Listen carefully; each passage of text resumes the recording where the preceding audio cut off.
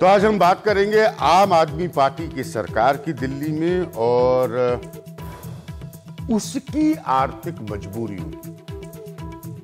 सबसे पहले, इससे पहले कि मैं आपको बताऊं कि उसकी आर्थिक मजबूरियां क्या है, ये विषय मैंने पहले भी उठाए थे।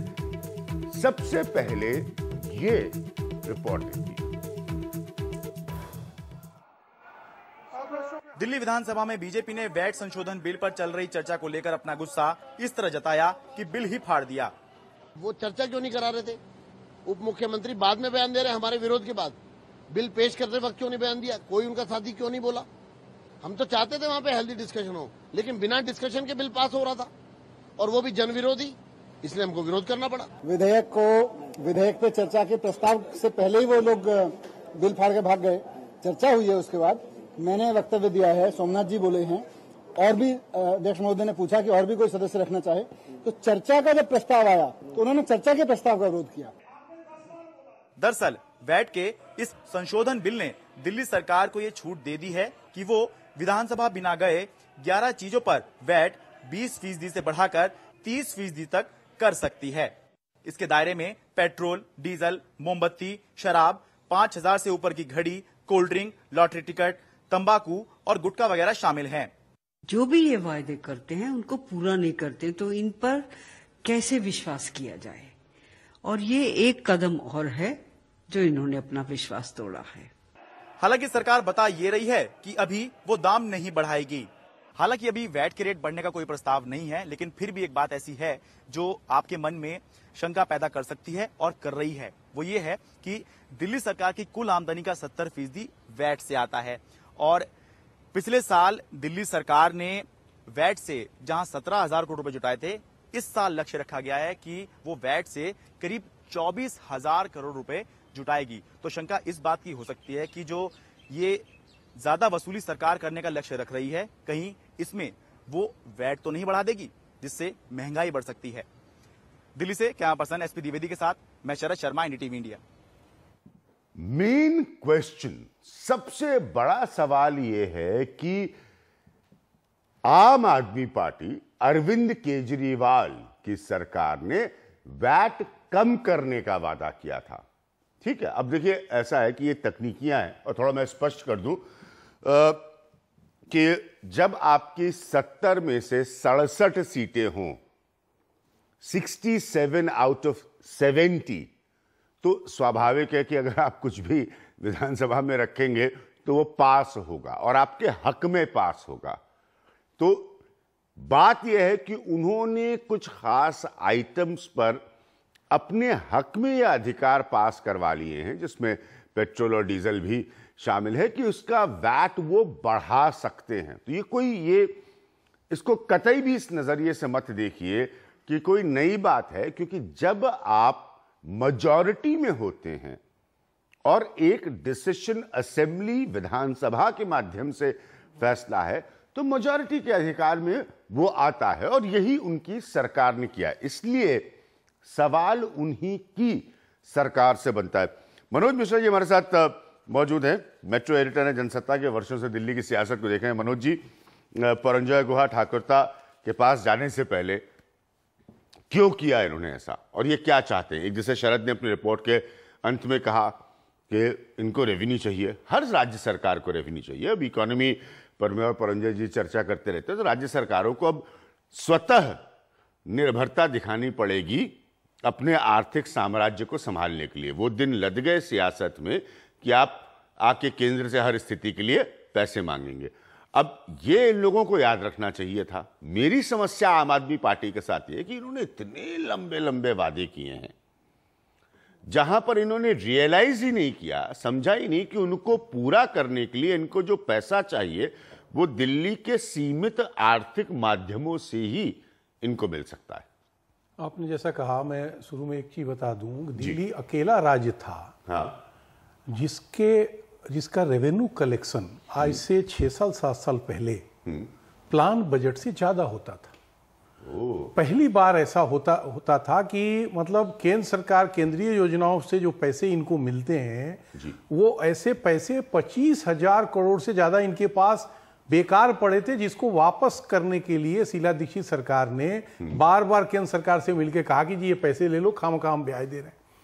ये सिचुएशन धीरे 5-6 साल में, 4-5 साल में धीरे धीरे ग्रेजुअली नीचे खराब होता गया।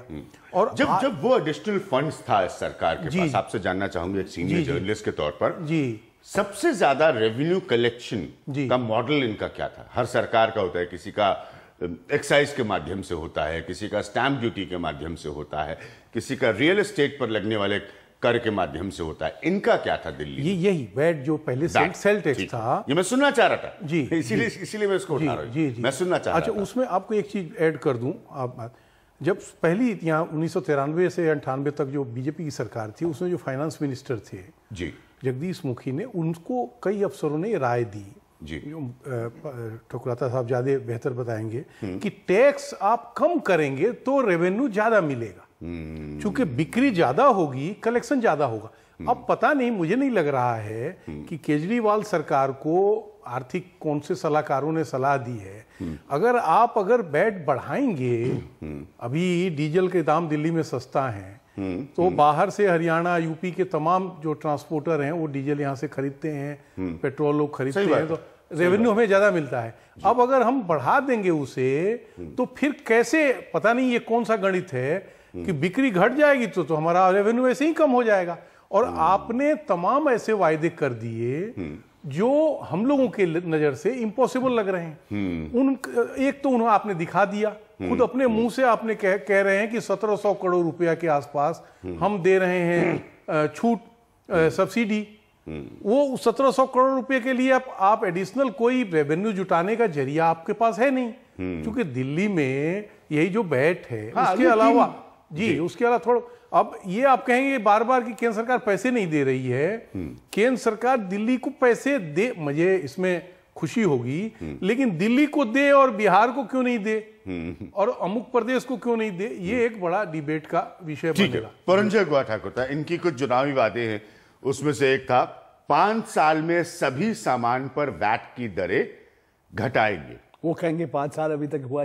रुकिए कह सकते हैं ये वैसे बीजेपी वाले भी यही दलील देते हैं। ये सारे राजनेता पॉइंट टेकन परंजय। एक बार चुनाव का पहले एक राजनेता जैसा चुनाव का वादा करते हैं और सत्य में आने के बाद इंस्पेक्टर राज खत्म करेंगे। देश में सबसे कम वैट की दरें दिल्ली में रखेंगे।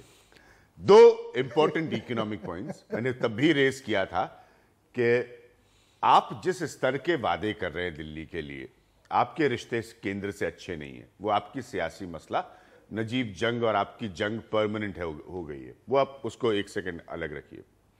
आपके पास लिमिटेड रिसोर्सेज हैं, सीमित तरीके हैं पैसा कमाने के दिल्ली के लिए। मनोज जी ने बड़ी बढ़िया बात बताई कि एक समय आपके पास एक्सेस पैसा था।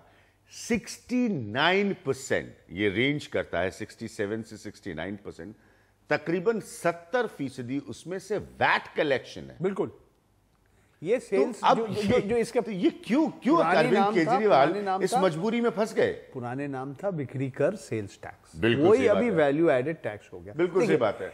एक बार आप सत्य में जब आ जाते हैं, और चुनावी वादा में क्या उनके लिए बहुत महत्वपूर्ण वादा था, एक है कि बिजली का कीमत, अब बिजली का दाम और पानी, इतने गैलन और इतना इसमें पानी तो सरकार का मुफ्त में। इसमें तो थोड़ा बहुत तो नुकसान हो, थोड़ा बहुत नहीं काफी कुछ नुकसान तो हो रहे, तो सरकार के पास पैसा कहां से आएंगे?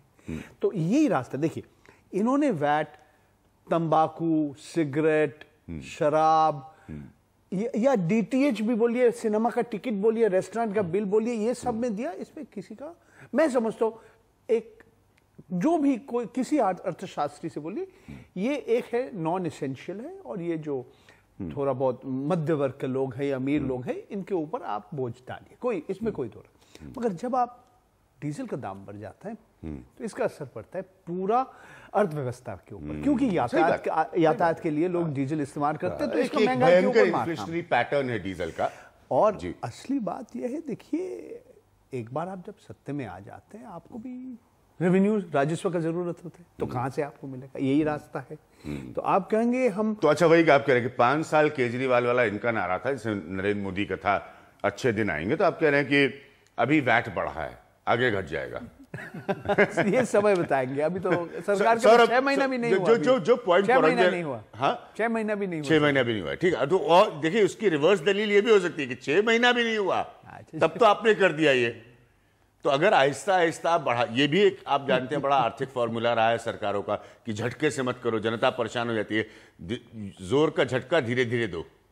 तो हो सकता है ये चाह रहे हो। और नहीं, ये भी हो सकता है कि अभी सत्ते में आए हैं, हनीमून पीरियड चल रहा है, अगर लोगों को अपसंद करना है, यही समय है अपसंद करना, फिर बाद में लोग भूल जाएगा कि आप सत्ते में आते। सौरभ जी, बड़े बड़े वादे, बड़े बड़े इरादे, देखिए बड़े गुस्से में गंभीर तस्वीर केजरीवाल साहब की हमारे ग्राफिक्स डिजाइनर महोदय ने लगाई। ये क्यों बढ़ाया? आप वैट क्यों बढ़ाना चाह रहे हैं? सर, मैं इसका थोड़ा सा तफसील से बताऊंगा, और खास तौर पे क्योंकि आपका शो है और मैं जानता हूं आप ऐसे पत्रकार हैं जो इकोनॉमी समझते हैं। कुछ दिनों से आसपास के जितने वित्त मंत्री हैं, नॉर्दर्न स्टेट्स के जितने वित्त मंत्री हैं, उनसे हमारी बातचीत चल रही है। और कुछ दिनों पहले एक मीटिंग भी हुई जिसमें सारे वित्त मंत्री आसपास आए, और कोशिश ये है कि एक uniform tax policy northern India के अंदर लाई जाए। और उससे क्या फायदा होगा कि टैक्स की चोरी बचेगी। कुछ लोग हैं जो अलग अलग टैक्स रिजीम के चलते टैक्स की चोरी करते हैं और सभी राज्य सरकारों को नुकसान होता है। तो सिर्फ ये जो बिल आ रहा है, इससे हम कोई वैट टैक्स बढ़ा नहीं रहे हैं। अभी सिर्फ हम थोड़ा एल्बो रूम दे रहे हैं वैट डिपार्टमेंट को, और बाकी सब स्टेट्स भी देंगे, ताकि यूनिफॉर्मिटी इस पे लाई जा सके। ऐसा कुछ नहीं है कि पेट्रोल और डीजल के ऊपर वैट बढ़ने वाला है।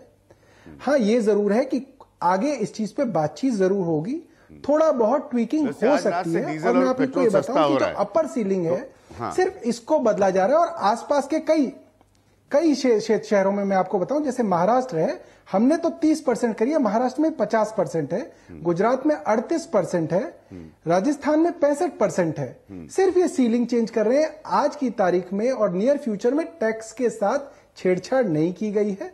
और ये बात मैं समझता हूं, आपके मन में बार बार जिज्ञासा आती होगी कि सरकार के पास पैसा कैसे आएगा, क्योंकि इतनी सारी स्कीम सरकार लाना चाहती है, और वैट हमारे रेवेन्यू का करीब 70% हिस्सा होता है। मैं एक बात आपके साथ शेयर करना चाहता था। पिछले 2 महीने में वैट का कलेक्शन, हालांकि हमारी सरकार ने कोई रेड नहीं डाली है, कोई व्यापारियों पे दबाव नहीं डाला है, हमारा वैट का कलेक्शन 2 महीने का 37% बढ़ा है पिछले साल के मुकाबले। तो वो जो पॉलिसी है जो हम कहते हैं कि बिना दबाव डाले व्यापारियों से आप सौरभ जी, मेरी जरा बात इच्छा करें कि वो टैक्स सौरभ जी, एक मिनट, और अब आपने गंभीर विषय उठाया, मेरी जरा बात सुनिए। मैं चांदनी चौक में था, कुछ महीने पहले की बात है, वहां पर व्यापारियों से बात कर रहा था कि नई सरकार को लेकर आपका क्या मूड है, दिल्ली और केंद्र दोनों में। उसमें से बहुत सारे व्यापारियों ने मुझे कहा कि हमको अगर इंस्पेक्टर ना परेशान करे, हम टैक्स देने को तैयार है, हमें हमारे सुकून से व्यवसाय और व्यापार करने दे।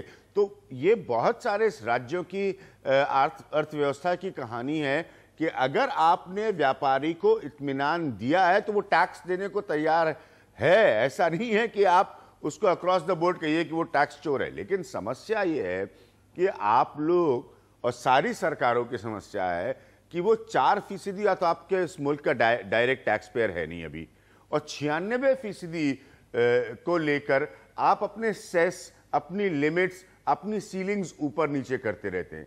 तो देखिए उन राज्य से आप बात करिए, उत्तर भारत के सभी राज्यों से, लेकिन जाकर उनको पूछिए कि उनकी हालत क्या है। अब आपने महाराष्ट्र का जिक्र किया, तो आप सुनिए, आप पता कराइए महाराष्ट्र को कि महाराष्ट्र में जहां पर भारतीय जनता पार्टी की सरकार है, देवेंद्र फडणवीस मुख्यमंत्री है, पता कराइए उस स्टेट के रिजर्व्स में, उस स्टेट जिसे हम कहते हैं कॉफर में, राज्य के अपने पैसे की स्थिति क्या है। वो बहुत खराब स्थिति में है इस वक्त।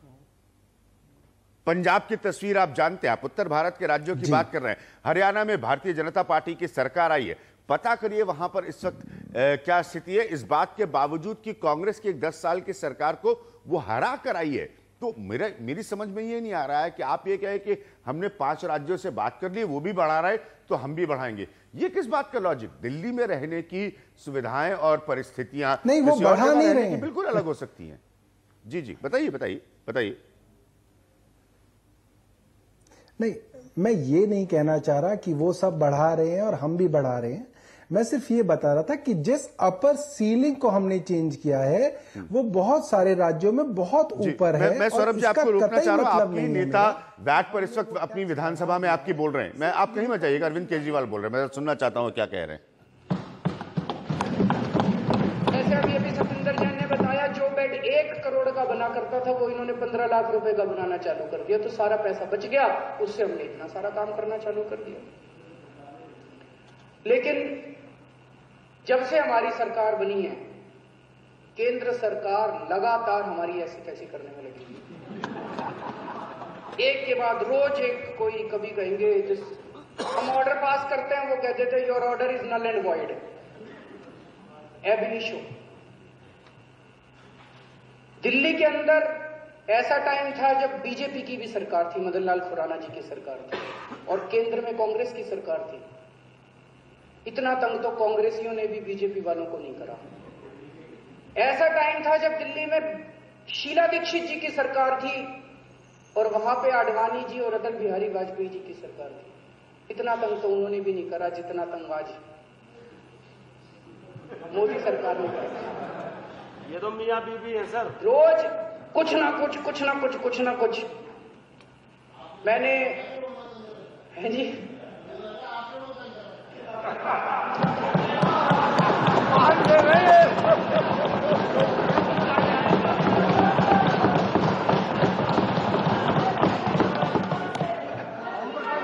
एक्सेप्ट कर गए गुप्ता जी।